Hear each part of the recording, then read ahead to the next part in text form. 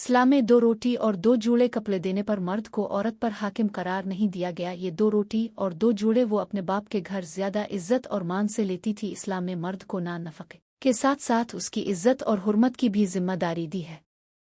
पसंदीदा शख्स के साथ हमारा ताल्लुक वालिदैन और औलाद जैसा होता है, और अगर वो खो जाए तो हम यतीम हो जाते हैं, और यतीम का दर्द आखिरी सांस तक बाकी रहता है। तुम 70 साल तक खाना कबा का तवाफ करके इसकी नेकियां माँ बाप को हदिया करते रहो, तब भी तो उन आंसुओं के एक कतरे का बोझ हल्का नहीं कर सकते जो तुम्हारी बदसलूकी की वजह से तुम्हारे माँ बाप की आंखों से गिरे। जब कभी किसी ज़रूरतमंद की आवाज़ तुम्हारे कानों तक पहुँचे तो अल्लाह का शुक्र अदा किया करो, क्योंकि अल्लाह ने अपने बंदे की मदद के लिए तुम्हें पसंद किया है, वरना वो अकेला ही काफ़ी है सब के लिए।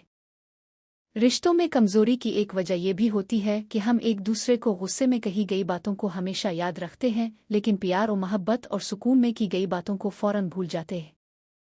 कोई तुम्हारा किरदार उठाकर बड़े बाजार बीच सड़क पर भी लटका दे, तब भी याद रखना कि अल्लाह जिसे चाहता है इज्जत देता है, जिसे चाहता है जिल्लत देता है। गुस्से में भी अल्फाज का चुनाव ऐसा होना चाहिए कि कल जब गुस्सा उतर जाए तो खुद की नज़रों में कभी भी शर्मिंदा ना होना पड़े। फूफो वो होती है जिसने आपकी पैदाइश पर ढेरों खुशियां मनाई होती हैं, आपको अपने हाथों में खिलाया होता है, आपसे हंस हंस के मार भी खाई होती है, आपका रूठना मनाना सब वो इंजॉय करती है, अपनी पॉकेट मनी आपको खिलाई होती है, आपके सब नाज नखरे उठाती है। और अल्लाह सब की फूफियों को और उनके प्यार को सलामत रखे। मर्द और औरत की फितरत में एक वाज़ेह फ़र्क है। मर्द को हर औरत अपन बना सकती है, मगर औरत को हर मर्द अपना नहीं बना सकता। बहुत अजीम है वो मियाँ बीवी जो एक दूसरे के ऐब छुपाते हैं और किसी के सामने अपने शरीक सफ़र की बुराई नहीं करती। कुछ सासें तो अपनी अना और अक्ल में इस कदर जकड़ी होती हैं कि अगर बेटा उनकी मर्जी से ना चले तो माँ होकर भी वो बेटों को बद्दुआ देने से बाज नहीं आती, और मसला सिर्फ ये होता है कि वो अपनी बीवी के साथ क्यों खुश है। दुनिया में 2 टाइप के शौहर होते हैं, पहले जो हर जगह घुमाने लेकर जाते हैं, दिल खोल कर शॉपिंग कराते हैं, मूवी दिखाते हैं, लॉन्ग ड्राइव पे लेके जाते हैं, बर्थडे याद रखते हैं और बना कर गिफ्ट देते हैं। और दूसरे वो जो अब सबके पास है। वो कौन सी हालत है जब हर मुसलमान पर हलाल चीज़ भी हराम हो जाती है।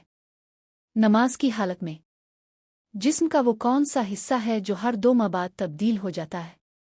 आँखों की पुतली वो कौन सा परिंदा है जो बच्चों को दूध पिलाता है। चिमगादड़ दुनिया में वो कौन सा बादशाह है जिसका महल नहीं होता। शेर वो क्या है जिसको जितना इस्तेमाल करो वो इतना बढ़ती है अक्ल और इल्म।